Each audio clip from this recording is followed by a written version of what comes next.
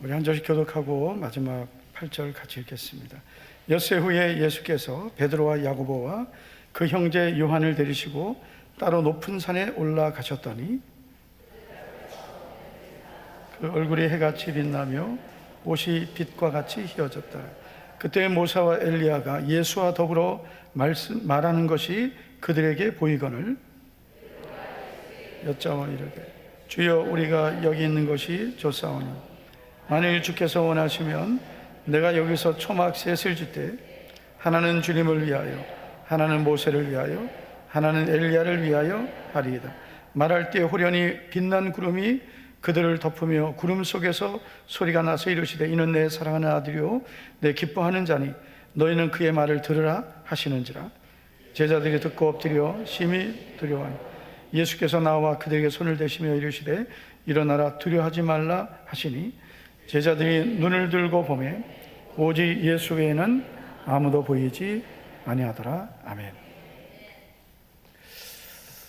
믿음의 사람인 정근모 장로님이라고 계십니다.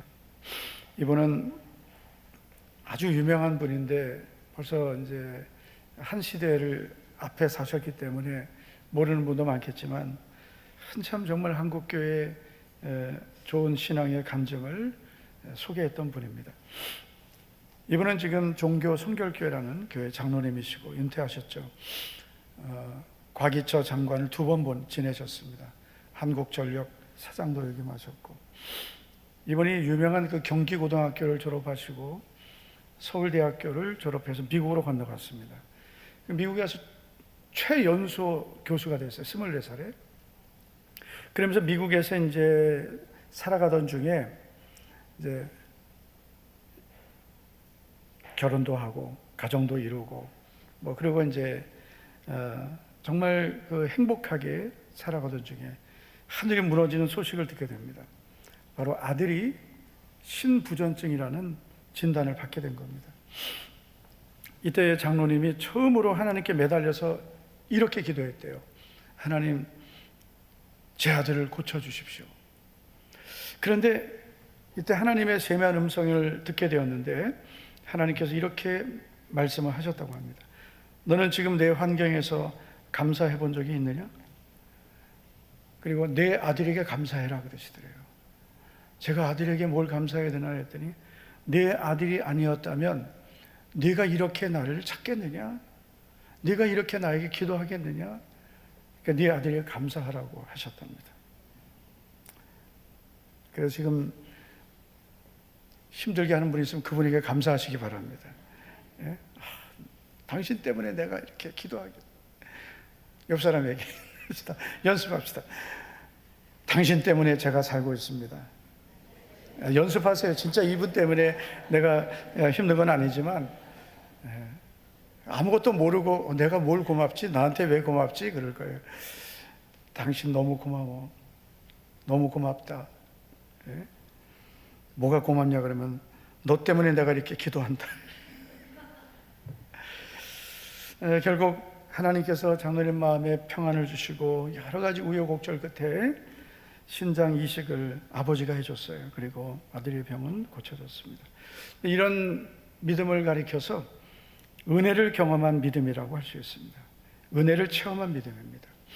그냥 교회만 다니고 예배드리고 형식적인 반복적인 그런 신앙생활을 한 게 아니라 하나님을 만난 신앙입니다.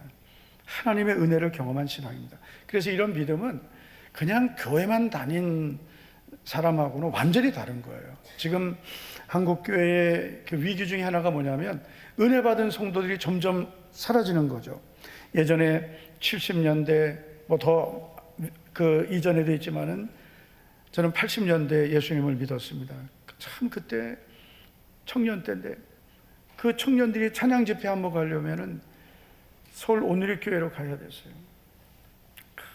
저도 한 번도 못 갔어요. 시간을 도저히 맞출 수가 없는 거예요. 그래서 그 당시에 이 화요 찬양이 유명했는데요. 그러면은 그 찬양 집회 한번 가는 게 소원이었어요. 결국 못 갔어요.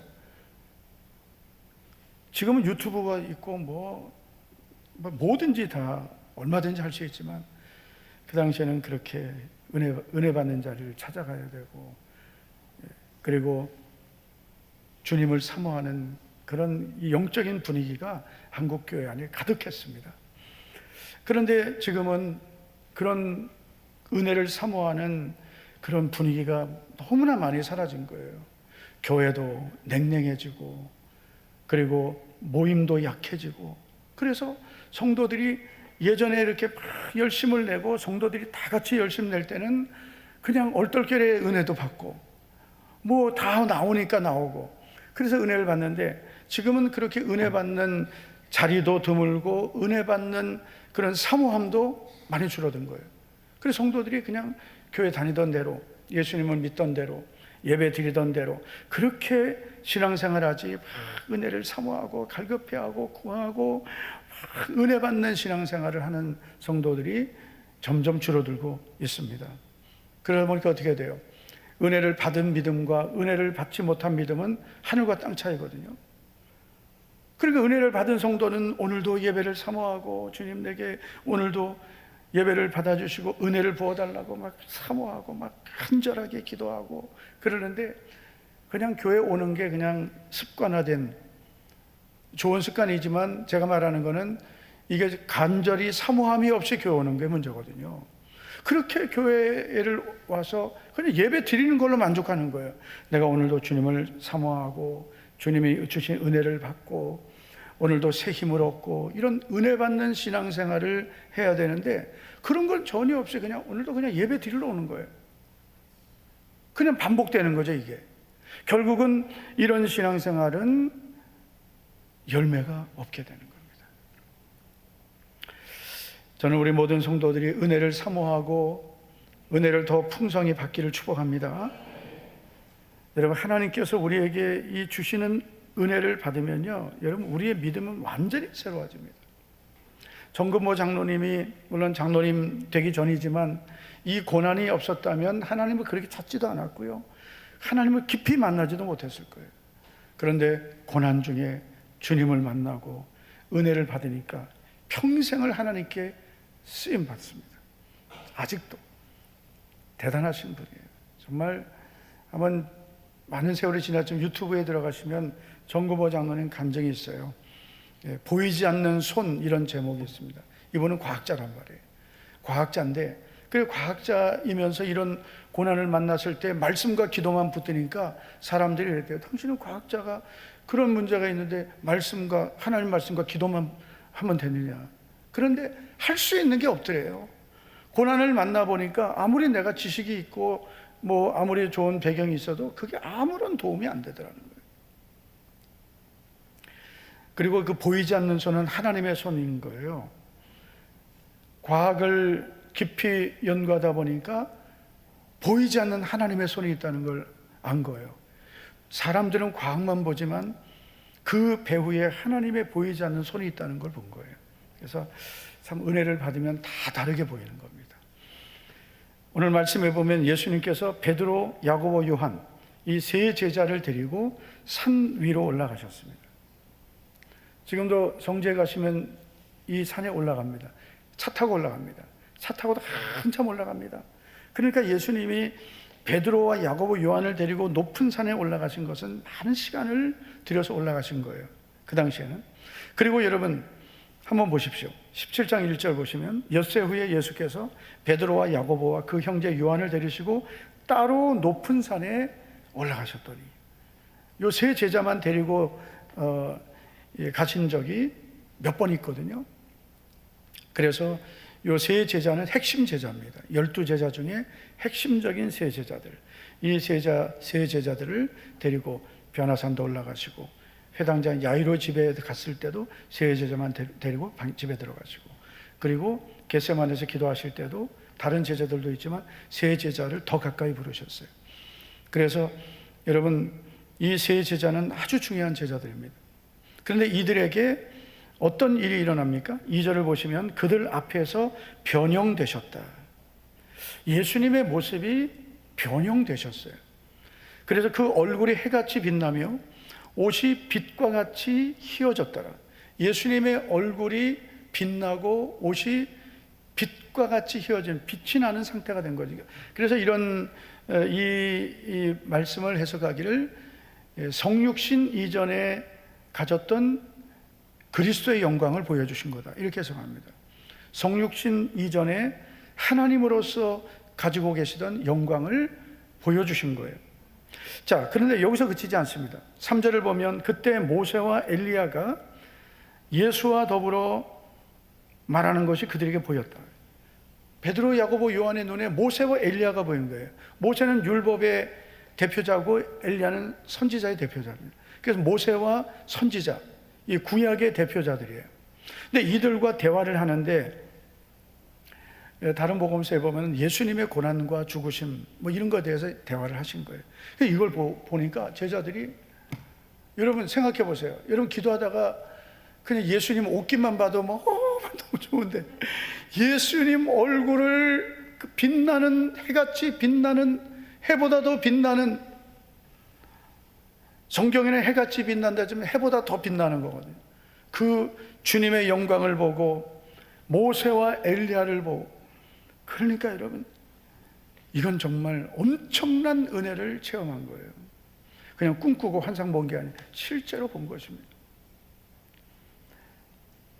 5절에 보니까 또 이런 일이 또 일어났습니다. 말할 때 호련히 빛난 구름이 그들을 덮으며 구름 속에서 소리가 나서 이르시되 이는 내 사랑하는 아들이요 내 기뻐하는 자니 너희는 그의 말을 들으라 하시는지라.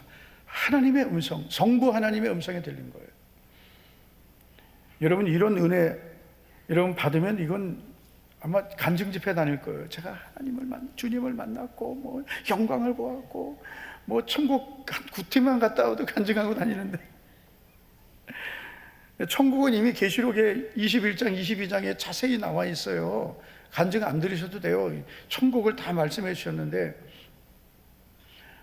그런데 우리가 예수님 믿다가 성령 체험하고 은혜 받으면 여러분 얼마나 대단한 이 믿음이 생깁니까? 옆 사람 축복합시다. 우리 은혜 받읍시다. 네, 은혜 받읍시다. 이 은혜를 받는 것은 우리에게 너무나 소중한 거예요. 여러분 이 베드로 사도가 이 은혜를 받았기 때문에, 그래서 여러분 끝까지 믿음을 그래도 지킬 수 있었던 겁니다. 우리가 베드로서 1장 16절을 보면 베드로가 이렇게 기록하고 있습니다. 우리 주 예수 그리스도의 능력과 강림하심을 너희에게 알게 한 것이 교묘히 만든 이야기를 따른 것이 아니뇨. 예수님의 능력, 예수님의 그 재림에 대한 그런, 예수님이 초림하시고 재림하신다는 약속은 우리가 만든 이야기가 아니라는 거죠. 그러면서 우리는 그의 위엄을 친히 본 자라. 17절을 한번 보세요. 지극히 큰 영광 중에서 이러한 소리가 그에게 나기를 이는 내 사랑하는 아들이요 내 기뻐하는 자라 하실 때 그가 하나님 아버지께 존귀와 영광을 받으셨느니라. 이 소리는 우리가 그와 함께 거룩한 산에 있을 때에 하늘로부터 난 것을 들은 것이라. 이것은 뭡니까? 베드로 사도가 예수님과 함께 이 높은 산에 올라갔을 때에 경험했던 그 경험을 이야기하는 거예요. 그럼 베드로 사도를 여러분 끝까지 사명 감당할 수 있게 한 것은 물론 여러분 말씀이 있고 하나님의 다양한 은혜가 있지만 이 변화산의 체험입니다. 믿습니까? 이 높은 산에서 주님의 영광을 친히 보고 그리고 그 엄청난 체험을 했어요. 물론 그리고 나서도 예수님을 부인하고 배반했지만 그리고 성령을 받으니까 이 성령의 능력을 체험하니까 이 은혜 받았던 게 다 소급 적용되는 거예요. 그래서 여러분 예수님 믿고 우리가 처음에 은혜 받는 게 참 중요하고, 그리고 은혜 받았을 때 은혜 받고도 넘어지고 또 죄도 짓고 그러지만은 그게 나중에 잘 이분이 믿음으로 성장해서 견고한 믿음이 되면 그 받았던 은혜들이 다 여러분 다시 그분을 일으키는 겁니다. 할렐루야. 머리로만 알고 귀로만 듣던 예수님, 우리들이에요. 우리가 머리로만 알고 귀로만 듣고 성경에서만 만나던 그 예수님을 직접 만나는 은혜. 그러니까 주님을 뜨겁게 경험하는 거죠. 예수님 어제나 오늘이나 영원토록 동일하신데 그 주님을 오늘 만나는 거예요. 성경의 말씀이 문자로만 보이는 게 아니라 살아있는 말씀으로 경험하는 거예요. 이런 은혜를 경험하면 믿음이 완전히 달라지는 겁니다. 완전히 달라지죠. 우리가 여러분 은혜 받은 만큼 사는 거예요. 내가 나 된 것은 오직 하나님의 은혜로 된 것이니, 그러니까 우리는 하나님의 은혜로만 되는 거예요. 구원도 은혜로, 직분과 사명도 은혜로, 내가 오늘 사는 것도 다 은혜로 되는 거예요. 하나님의 은혜로 되는 겁니다. 은혜가 없이는 구원도 없고 여러분 사명도 감당 못하고 오늘도 앞으로도 살아갈 우리의 능력이 안 되는 거예요. 그래서 여러분 우리는 은혜를 받아야 믿음이 달라지고 예배가 달라지고 기도가 열리고 생각이 달라지고 말이 달라지고 성품이 변화되고 삶이 완전히 달라지는 거예요. 그래서 우리는 물론 말씀으로 공부도 해야 되고 또 여러 가지 하나님을 아는 지식도 필요하지만 그러나 그 모든 것 위에 은혜가 부어져야 됩니다. 예수님은 왜 베드로, 야고보, 요한에게 이런 은혜를 경험하게 하셨을까요? 세계적인 성경 주석가이고 신학자인 윌리엄 핸드릭슨이라는 사람이 이런 말을 했습니다. 변화산 사건은 아직 믿음이 약한 제자들에게 믿음의 확신과 용기를 주기 위한 하나님의 특별 섭리였다. 그래서 어떤 분들은 그래요. 말씀만 있으면 되지 무슨 체험이 중요하냐. 근데 그거는 그렇지는 않습니다. 말씀이 가장 중요한 건 맞습니다. 그러나 그 말씀을 우리가 확신하고 그 말씀대로 살아갈 수 있는 그런 이 확신과 용기는 체험을 통해서 생기는 거예요. 그래서 이 체험이 없는 은혜를 경험하지 못한 믿음은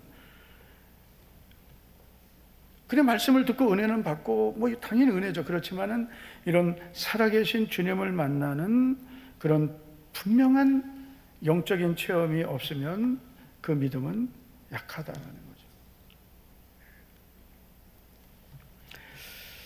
거죠. 성도님들을 보면 은혜 받고 예수님을 믿는 분이 있고 은혜 없이 교회에만 나오는 분들이 있습니다. 차이가 뭐 하늘과 땅 차이라고 제가 말씀드렸죠. 은혜를 받은 성도는 교회 오는 게 일단 좋아요. 일단 교회 오는 게 교회 오는 것 자체가 좋아요. 오늘 하루 종일 기다리는 거예요. 오늘 예배 있는 날 기다리는 거예요. 은혜가 있는 만큼 교회 오는 게 좋고 교회만 오면 좋습니다. 예배 드리고 찬양하고 기도하는 시간이 가장 좋습니다. 그리고 세상의 그 어떤 일보다 주님을 섬기는 일을 하는 게 가장 행복합니다. 아멘입니까? 갑자기 이렇게 째려보시는 분들이 있네. 가장 행복한 거예요. 아무리 여러분 세상 일도 우리가 또 직장생활 사업 잘 해야죠. 그렇지만 그 일은 우리가 사명으로 또 하는 거예요. 그렇지만 만족은 없는 거예요. 진정한 만족은 주의 일이에요. 주의 일. 그리고 헛되지 않은 것은 주의 일. 여러분 세상의 모든 것은 다 헛되고 헛되며 헛되고 헛되니 모든 것이 헛되다. 누가 그랬어요? 목사님이요. 그러지 마세요. 솔로몬이 그래도 솔로몬이 헛되고 헛되며 헛되고 헛되니 모든 것이 헛되도다. 솔로몬이 하나님이 주신 그 전에도 없었고 후에도 없는 복을 받았단 말이에요. 그래도 그 다 받아봐도 다 헛되다는 거죠. 해 아래 수고하는 모든 것이 다 헛되다. 근데 우리는 헛된 거를 헛된 줄 모르고 사는 거예요. 헛되지 않은 것은 하나님을 경외한 것만 헛되지 않은 거예요. 그래서 주 안에서 너희 수고가 헛되지 않은 줄 알미라. 요한복음 15장 58절. 너희 수고가 주 안에서 너희 수고가 헛되지 않다. 헛되지 않은 것은 주의 일이에요. 그냥 오늘도 여러분 내가 주의 일을 한 게 있으면 그것만 남는 거예요. 우리가 그거 가지고 주님 앞에 상급받고 주님이 우리에게 복을 주시는 거죠.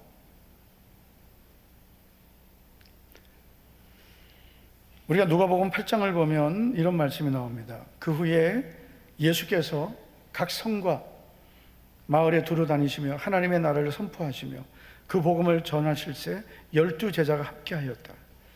자, 2절을 보시면 또한 악귀를 쫓아내심과 병 고침을 받은 어떤 여자들 곧 7 귀신이 나간 자 막달라인이라는 마리아와 헤롯의 청지기 구사의 아내 요한나와 수산나와 다른 여러 여자가 함께 있어 자기들의 소유로 그들을 섬기더라.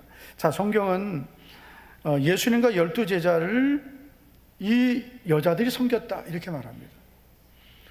이들이 자기들의 소유로 그들을 섬겼어요. 예수님과 예수님을 따르는 제자들을 섬겼습니다. 그런데 이 여자들이 어떤 여자들이에요? 은혜 받은 여자들이에요. 악귀를 쫓아내심과 병고침을 받은 어떤 여자들이에요. 그냥 얼떨결에 예수님 따라다닌 여자들 아니에요. 그냥 갈 데 없어서 교회 온 사람이 아닙니다.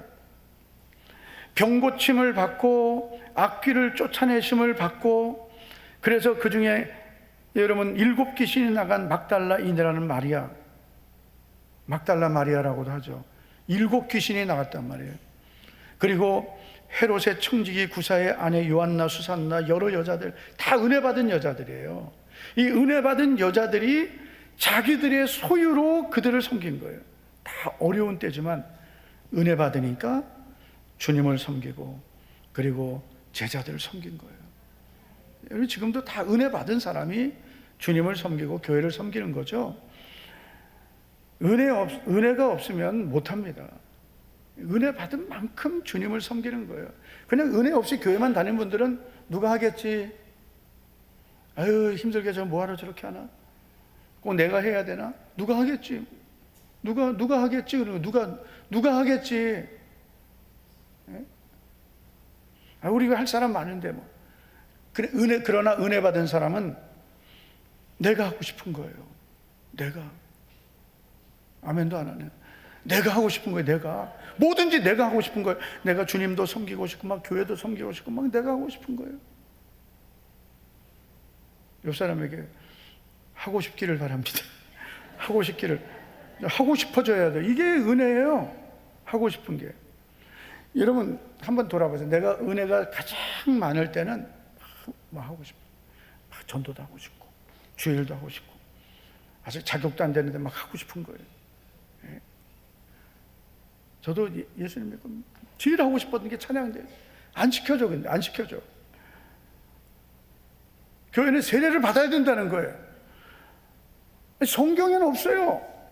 그냥 교회가 질서를 위해서 직분은 쉽게 줘도 안 되고 쉽게 그만둬도 안 되니까 적어도 세례는 받을 때까지 잘 정착하고 해야 된다. 그게 이제 교회가 어느 정도 룰을 정해놓은 것이지, 세례 받아야 교회에 일할 수 있다, 그거는 아니에요. 우리가 교회 질서를 위해서 규칙을 만든 거예요. 은혜 받으면 다 주님 섬기는 거예요. 그런데 주일은 또 훈련도 받아야 되고 또 우리가 덕을 세워야 되기 때문에 그런 어느 정도의 룰을 정해놓은 거예요, 일반적으로.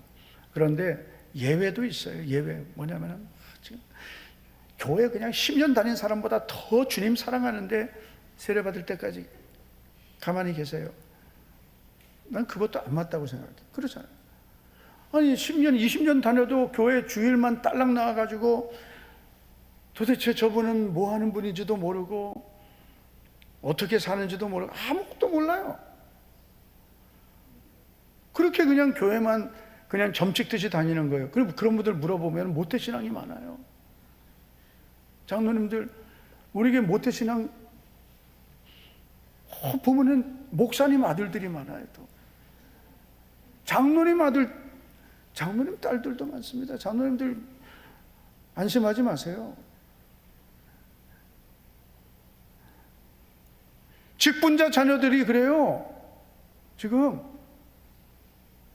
그래가지고 저분은 왜?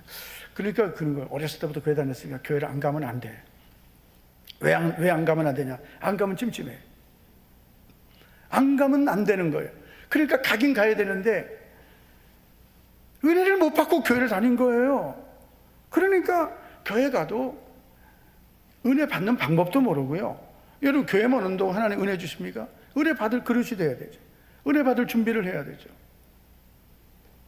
묵은 땅을 기경해야 하나님께서 우리의 땅에 이른 비와 늦은 비를 내려주시되 은혜를 주시는데, 아니 묵은 땅을 가지고 무슨 은혜를 받아요? 그러니까 은혜 받으려면 몸부림쳐야 되거든요. 회개하고 사모하고 간구하고 은혜 주실 때까지 기도하고, 하나님 아버지 오늘 은혜 안 주시면 저는 안 가겠습니다, 뭐 이런 뭔가 좀 각오가 있어야 은혜를 받는 거죠. 오늘만 날입니까? 오늘 안 되면 기도하다 안 되면 내일 또 하고. 은혜는 그렇게 사모하는 게 아니에요. 그러니까 예수님이 너희는 예루살렘을 떠나지 말고 내게 들은 바 아버지께서 약속하신 것을 기다리라. 요한은 물로 세를 베풀었으나 너희는 몇 날이 못되어 성령으로 세를 받으라. 그러니까 며칠이라고 정확히 알려주진 않았어요. 몇 날이 못되어 그랬어요. 그들은 그 말씀 듣고 마음을 같이하여 오로지 기도하기를 힘쓰니라. 약속이 있었지만 그 약속은 아무에게나 이루어지는 게 아니에요. 전혀 기도에 힘쓰느라 그냥 기도만 집중한 거예요.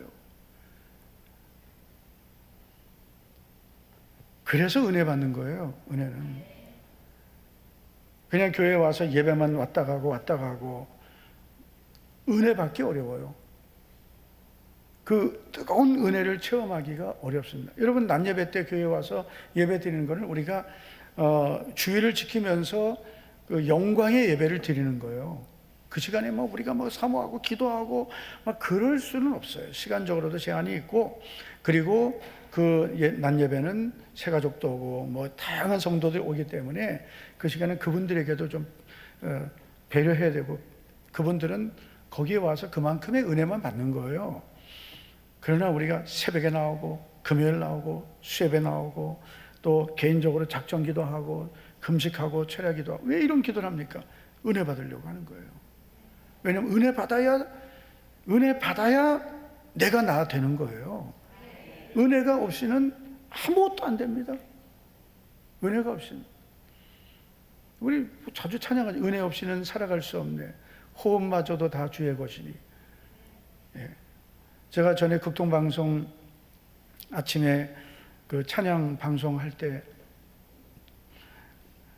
그랬어요. 제가 이 곡을 소개하면서 은혜 아니면 목회할 수 없네 그랬어요. 예.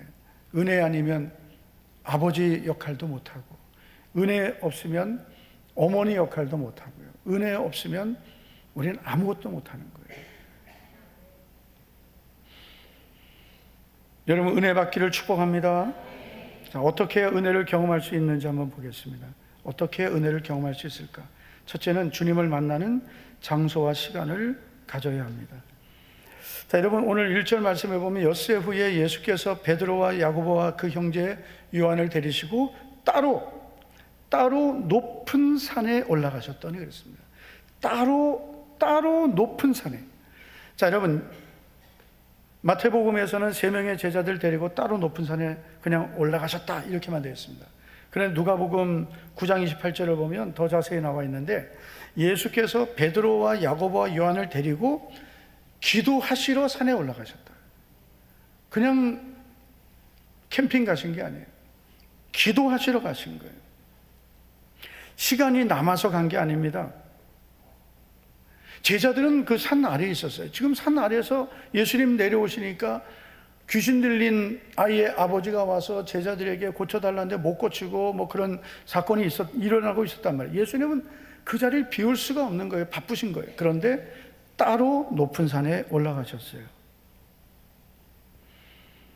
여러분 예수님의 그 공생의 일정을 보면 예수님은 바쁘게 사셨습니다.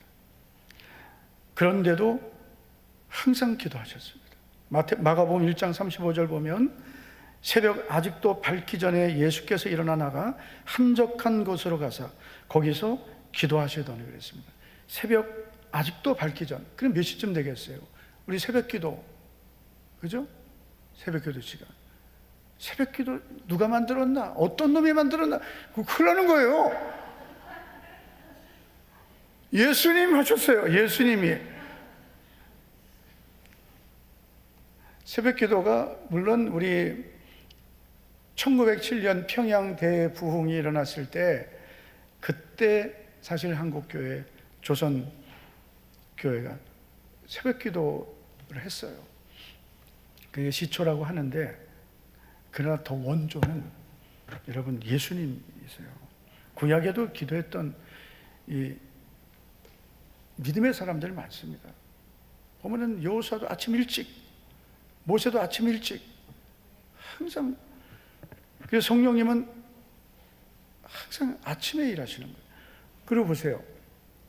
다윗도 아침에 내가 주를 바라고 기도하고 바라리이다. 이 아침은 새벽에 동트는 시간이에요.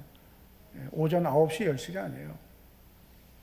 그런데 여러분, 예수님은 새벽 밝기 전에 일어나서 한적한 장소로 가셨고 거기서 기도하셨는데, 그 전날 예수님의 하루의 삶은 아주 바빴어요. 그래서 복음 전하고 병자 고치고 그리고 신방도 하시고, 그런데 제자들 다 자고 일어나기 전에 예수님 가장 먼저 일어나셨어요. 제자들이 따라가는 거예요.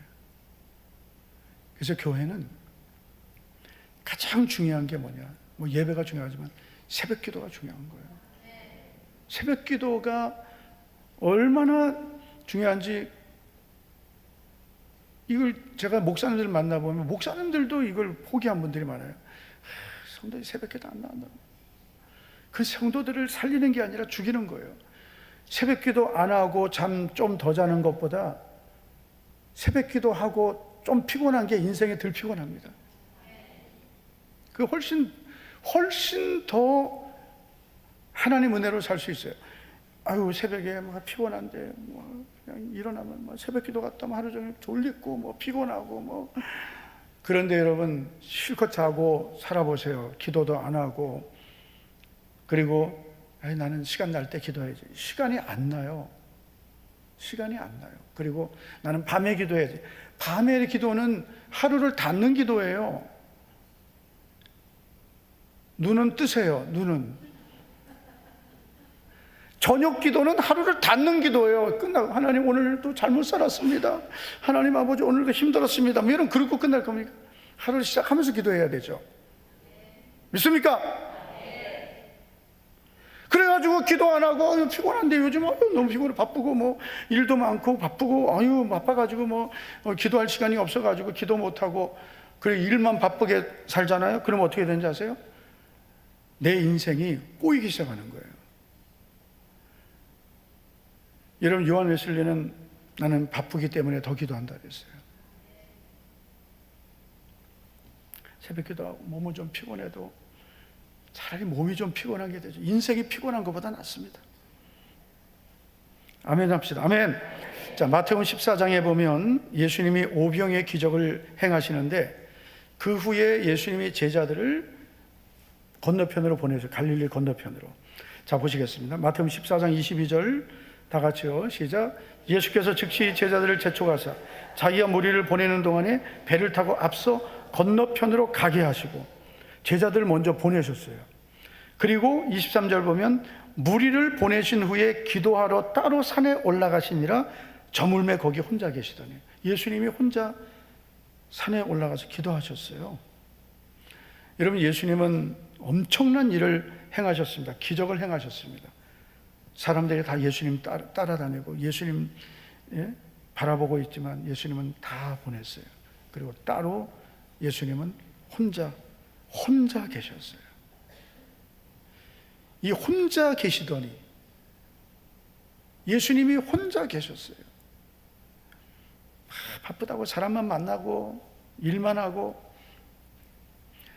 결국 여러분 주님을 만나는 시간을 잃어버리고 살게 되는 거예요. 예수님이 승리할 수 있었던 비결, 사명 감당할 수 있었던 비결은 일만 하신 게 아니라 주님을 만나는, 주님을 따로 만나는, 따로 산에 올라가셔서 혼자서 주님을 만나신 거예요. 그 시간을 가졌기 때문입니다. 그래서 여러분, 우리에게 정말 필요한 시간은 여러분 바쁘게 사는 게 아니에요. 주님을 만나는 거예요. 할렐루야. 주님을 따로 만나고 주님을 따로 만나고 내가 혼자 주님을 만나는 시간, 그 시간이 있어야, 그래야 여러분 우리는 은혜 받고 은혜로 사는 줄 믿습니다. 스펄전 목사님 이런 말을 했습니다. 10년을 염려하는 것보다 10분을 기도하는 것이 낫다. 그 맨날 염려해봐야 뭐가 남습니까? 예? 내 삶이 바쁘고 복잡할수록, 힘들수록 주님을 만나는 장소와 시간을 꼭 가지시기 바랍니다. 예, 바쁘다고 기도 놓치고, 여러분 특별히 우리 남자 성도님들이요, 아예 삶의 패턴을 하루의 시작을 기도로, 할렐루야. 예, 한번 그렇게 한번 살아보세요. 예. 높은 산에서 자신의 영광을 보여주신 주님께서 우리가 기도하는 그 시간에 나를 만나주시고 은혜 베푸셔서 우리가 정말 이 세상에서는 경험하지 못했던 따로 높은 산에 올라가야 경험할 수 있는 하나님의 은혜를 부어주실 줄 믿습니다. 두 번째, 어떻게 해야 은혜를 경험할 수 있을까요? 내 생각을 버리고 주의 음성을 들어야 됩니다. 자, 여러분, 예수님이 제자들 베드로, 야고보, 요한을 데리고 따로 높은 산에 올라가셔서 그 영광을 보여주시자 베드로가 이런 말을 합니다. 주여, 우리가 여기 있는 것이 좋사오니 만일 주께서 원하시면 내가 여기서 초막셋을 짓되 하나는 주님을 위하여, 하나는 모세를 위하여, 하나는 엘리야를 위하여 하리이다. 자, 모세와 엘리야를 보았어요. 예수님의 영광을 봤어요. 그러니까 베드로가 막 너무 황홀한 거예요. 황홀한 거예요. 은혜 받으면 이 영적인 카타르시스입니다. 그 기쁨은 말할 수 없는 거예요. 그러니까 자기도 모르게 예수님께, 주님, 제가 여기에 초막셋을 짓고 주님 모세 엘리야 이렇게 지어놓고요, 자기가 어떻게 져요? 고기만 잡다가 그 산 꼭대기에다가 그렇게 하겠다, 주님을 위해 하겠다는 거예요. 근데 문제가 뭐냐, 은혜는 받았지만 분별력은 없었던 거예요. 분별력이 필요한 거예요. 진짜 은혜는 우리가 주님도 만나야 되지만 주의 음성을 들어야 되는 거예요. 17장 5절을 보시면, 말할 때 호련히 빛난 구름이 그들을 덮으며 구름 속에서 소리가 나서 이르시되 이는 내 사랑하는 아들이요 내 기뻐하는 자니 너희는 그의 말을 들으라. 그래서 우리는 이 은혜는 항상 균형이 필요한 거죠. 주님의 영광을 보는 은혜, 그리고 말씀을 듣는 은혜, 이 두 가지 은혜가 같이 있어야 되는 겁니다. 할렐루야. 너희는 그의 말을 들으라. 이 은혜 받은 거예요. 너희는 그의 말을 들으라.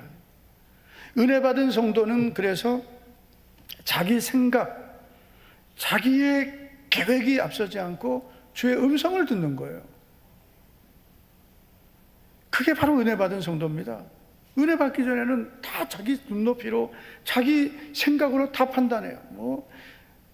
자기 믿음이나 잘 판단해야 되는데 다른 사람 믿음을, 저 사람은 뭐 이렇고 저렇고, 그게 이제 업그레이드 되면은 저 집은 저렇고 이 집은 저렇고, 그게 또 업그레이드 되면 교회가 이렇고 저렇고. 정말 여러분 조심해야 되는 게요, 내가 내 입으로 우리 교회를 비난하는 겁니다. 정말 어리석은 거예요. 남의 교회도 비난하시면 안 돼요. 전에 우리 한국교회, 지금도 세상에서 비난하는 교회들이 있어요. 그럴 만한 이유가 있다고 하는 분도 있지만은, 여러분, 주님이 피 흘려 세우신 교회입니다. 그런 교회를 보면 하나님 아버지, 저 교회가 더 주님 기뻐하시는 교회가 되게 해주세요. 저는 다 모르지만 하나님 영광 나타나게 해달라고 그렇게 기도해야 되죠. 똑같이 욕하고 비난하고, 저 교회는 이렇다, 저 교회 목사님은 이렇다. 절대로 여러분, 다른 교회 비난하지 말고, 다른 교회 목사님 비난하지 말고, 그저 하나님 영광 가리지 않게 해달라고 하면 되는 거예요. 저는 이제 사람을 만나도 남의 말 많이 하고, 그리고 부정적인 말 많이 하는 사람은 거리 둡니다. 그런 사람 만나면은 내 신앙에 유익이 없어요. 내 영혼에 유익하지 않아요. 그래서 웬만하면 그런 사람은 거리를 두고, 그리고 말을 해도 안 들어야 돼요. 끊어버려야 돼요. 자꾸 그러면 나는 집사님 그런 말 듣고 싶지 않습니다. 그게 나를 지키는 거고요. 그 사람을 위하는 거예요. 그 뭐 말도 안 되는 거 그거 계속 듣고 있으면 뭐예요? 그 죄 짓는 거죠. 여러분, 귀로도 죄 짓는 거예요. 아무 말이나 막 들으면 안 돼요. 마지막 때가 되면 사람들이 귀가 가려워서 자기 사욕을 따를 스승을 많이 둔다 그랬어요. 자꾸 이 말 저 말 듣고 다니는 거예요. 마지막 때가 되면 우리는 듣는 것도 조심해야 되는 거예요. 믿습니까?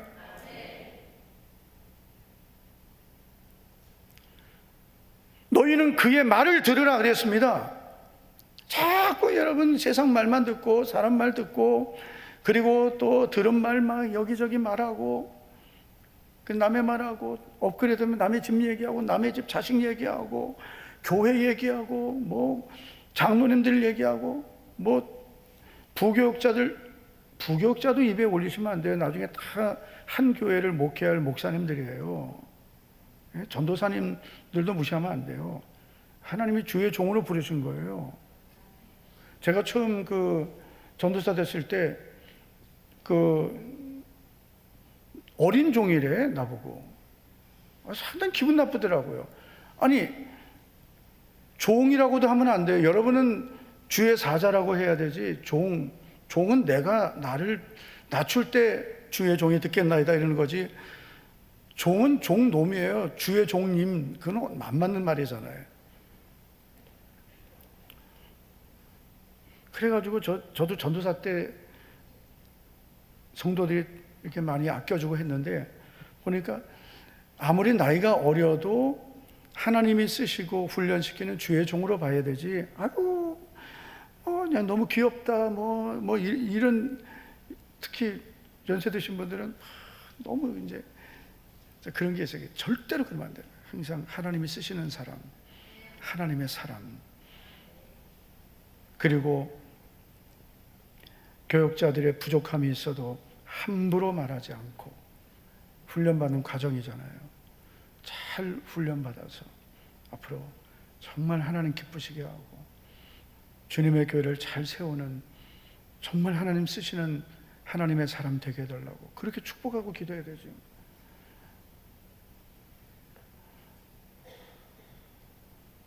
너희는 그의 말을 들으라 했어요. 네 말 앞서지 말라 이거예요. 베드로가 내가 주를 위해서 내가 하려고 하는 게 중요한 게 아니에요. 주님이 원하는 걸 해야 되는 거예요. 자기의 열심만 가지고 내가 이거 하고 싶고 이거 하고 싶고, 큰일 납니다, 여러분. 여러분, 주의 일은 내가 하고 싶어야 되는 게 아니에요. 주님이 하라고 하셔야 되는 거예요. 하고 싶어도 안 된다 그러면 안 해야 되는 거예요. 그게 믿음인 거예요. 믿음으로 산다는 것은 내 생각, 내 말을 내려놓고 주의 말씀을 먼저 듣는 것이고, 주의 뜻을 묻는 것이고, 이 은혜 받은 사람, 믿음으로 사는 사람이에요. 우리 성도 여러분, 은혜 받읍시다. 네, 은혜 받읍시다. 옆 사람에게 우리 축복합시다. 우리 사랑의 눈빛으로 은혜 받읍시다. 은혜 받읍시다. 그래서 우리가 교회에 이렇게 올라와도요, 예배 들어와도 우리는 같이 예배 드리지만 내가 따로 주님을 만난다 생각하셔야 돼요. 내가 오늘 예배 드리면 내가 주님을 만난다. 내가 오늘 주님의 음성을 듣기 원합니다. 주님을 따로 만나는 시간, 주님의 음성을 듣는 시간. 그리고 여러분 8절에 보면 제자들이 눈을 들고 보며 오직 예수 외에는 아무도 보이지 아니하더라. 바로 예수님만 보이는, 교회 와서 사람만 만나고 말만 듣고 가는 게 아니라 주님을 만나고 주의 음성을 듣고, 그리고 오직 예수님 외에는 아무도 보이지 않는, 정말 예수님만 보는 그 은혜를 받고 가는 거예요. 그러면 여러분, 이 은혜를 받고 살아가면 우리의 삶에는 정말 놀라운 기적과 같은 일들이, 내가 생각할 수 없는 일들이 일어나기 시작하는 거예요. 믿습니까? 내가 할 수 없는 일, 내가 생각하지도 못했던 일들이 하나님이 은혜로 열어주시는 겁니다. 그래서 우리가 노력하고 수고하는 것도 물론 필요 없다는 게 아니에요. 그러나 그 모든 것도 다 은혜 안에서, 은혜 받고, 여러분, 우리는 주일도 해야 되고, 은혜 받고, 예배생활, 기도생활, 은혜 받고, 순종하고, 은혜 받고, 직장생활도 하시고, 은혜 받고, 사업도 하고, 은혜 받고, 자녀도 양육하고, 다 은혜 받고 하면 다 잘 되는 거예요. 특별히 직장생활, 여러분, 은혜 받고 해야 돼요. 은혜 받고. 네. 저도 직장생활을 몇 년 했는데 정말 그때 좋은 믿음의 사람들을 만났어요. 저는 그때 청년이었고 정말 믿음의 장로님들, 집사님, 권사님들 만났어요. 그때 청년들 제일 잘 만난 사람은 이해란 만난 거죠. 그래서 근데 정말 좋은 장로님들, 청년 때 거기, 그리고 집사님들 만났어요. 지금도 연락해요. 근데 벌써 이게 30년 훨씬 넘었다. 그래도 연락해요. 그런데 점심시간 되면 다들 밥 먹으러 막 식당 빨리 가서 밥 먹고 쉬려고 그러지만 우리는 모여서 매일매일 예배 드렸어요. 직장 안에서 매일 예배. 그래서 찬송하고 성경 읽고 통성기도하고 그 직장 복음화를 위해서 기도하고, 그리고 우리가 여기에서 정말 선교지처럼 주님을 드러내게 해달라고 기도하고, 그리고 같이 밥 먹고. 그래서 여러분, 직장 생활도 은혜 받고 해야, 이 직장이 내가 정말 언제 지겨운데 그만두냐가 아니라, 하나님, 제가 여기서 어떻게 주님을 드러낼까요? 이 직장을 선교지로 삼는 거예요. 아멘. 사업하시는 분들 진짜 은혜 받아야 돼요. 그래야 여러분, 이 만나지 말아야 될 인간들이 너무 많아요. 도움도 안 되고. 정말 하나님, 여러분, 다니엘이 이 자기를 도와줄 환관장을 만났잖아요. 요셉은 자신을 도와줄 수 있는 믿음의 사람, 그 사람들을 많이 만난 거예요. 그 보디발도 만나고, 그리고 간수도 만나고, 그리고 애굽왕 바로의 신하들도 감옥에서 만나고, 그 만남을 통해서 하나님이 요셉도 인도하신 거예요. 요셉 혼자서 시험 봐가지고 총리된 게 아니에요. 하나님이 그렇게 만남을 통해서 그를 그렇게 인도하신 거예요. 다니엘도 혼자서 나는 죽으면 죽으리다, 그럼 죽었어요. 그러잖아요. 바벨론 왕궁에서 나는 왕의 음식과 포도주를 못 먹는다, 죽여라! 그러면 너 죽어라! 그러고 죽이는 거예요. 그런데 하나님 도와주세요. 그러니까 하나님께서 환관장에 은혜를 주셔가지고, 환관장의 마음이, 여러분, 그 우상숭배자가 마음이 열려가지고 다니엘이 말하는 거를 다 들어주게 하신 거예요.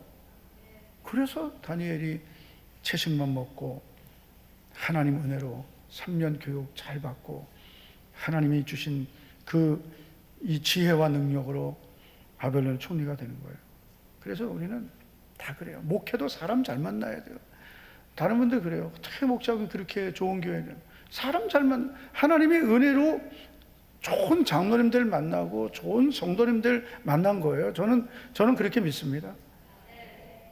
장로님들 아멘 안 하네. 저는 그렇게 믿습니다. 미안해서 아멘을 못 하나 보다. 저는 아멘이죠? 네. 아니, 저는 정말 솔직히 그렇게 저는 믿어요. 왜냐하면은 저도 장로님들을 이제 정말 많이 만나잖아요. 박 장로님도 이제 노예 임원하면서 장로님들 많이 봤잖아요. 그런 생각한 적이 있어요. 와, 저분 우리 당회원이면 진짜 우리에게 힘들겠다. 있어요, 없어요? 있어요. 예.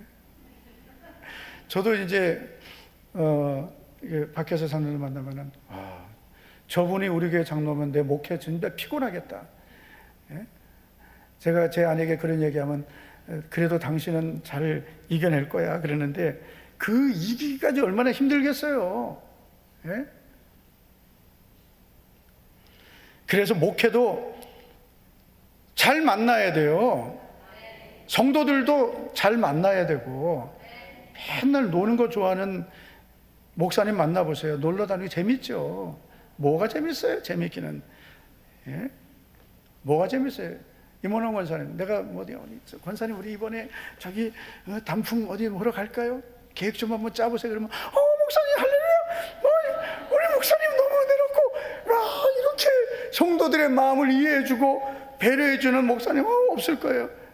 개뿔이나 그게 무슨 성도를 위하는 겁니까? 그거는 세상에서 다 할 수 있는 거예요.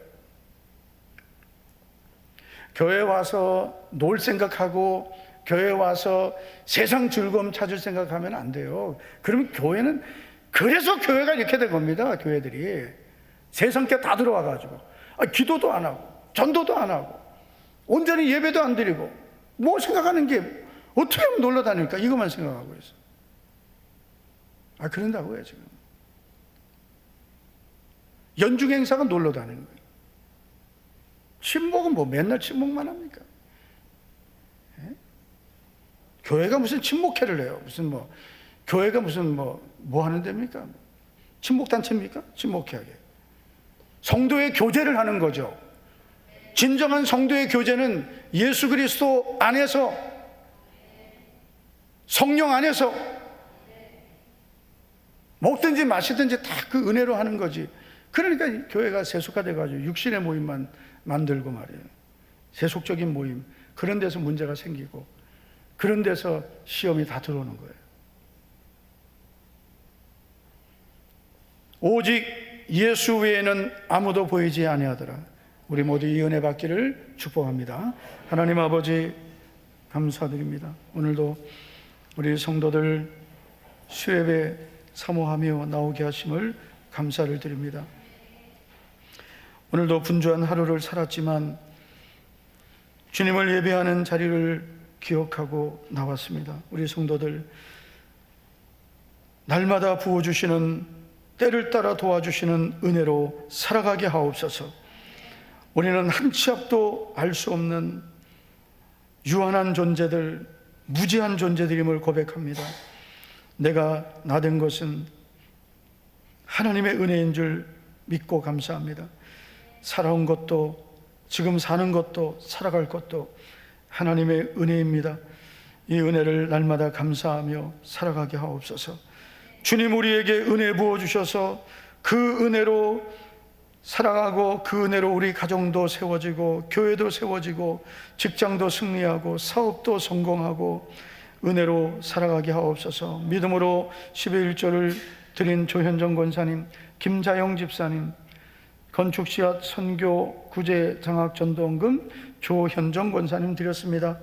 하나님 앞에 드리는 것을 기뻐하고 주님을 섬기고 드리는 것을 가장 귀한 것으로 여기고 드렸습니다. 주님 연락하시고 은혜와 복을 내려 주옵소서.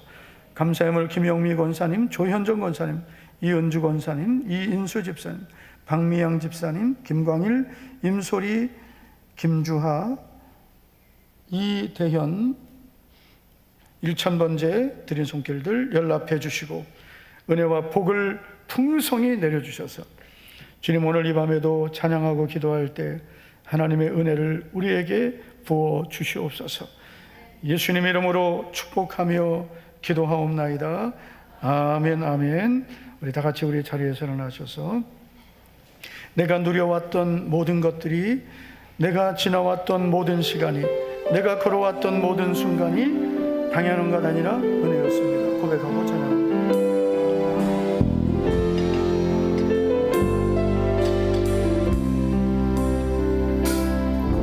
내가 누려왔던 모든 슬픔이,